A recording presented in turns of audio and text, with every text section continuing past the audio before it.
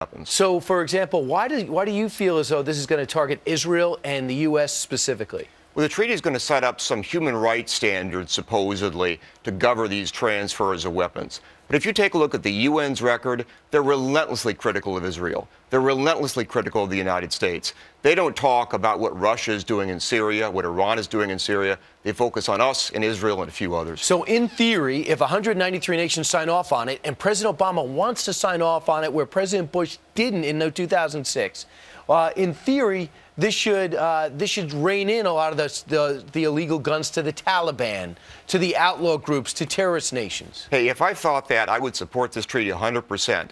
But treaties are like laws. They're only respected by nations that actually believe in and uphold law.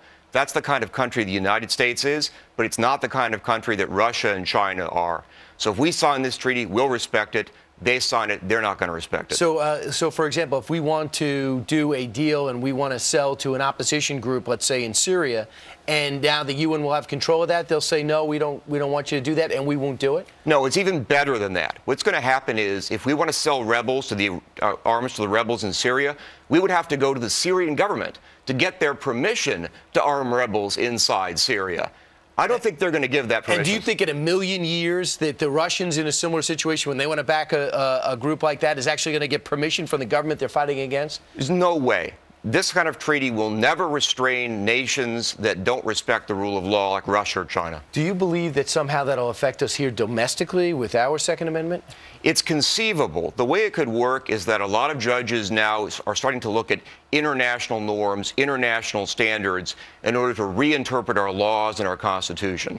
Over time, treaties like this could encourage these judges to start restricting Second Amendment rights. Here's what the UN says is the reason for the treaty. I want to get your response to this. The global trade in conventional weapons, from warships and battle tanks to fighter jets and machine guns, remains poorly regulated. Many governments have voiced their concern. That is why they have started negotiating an arms trade treaty. Seems noble.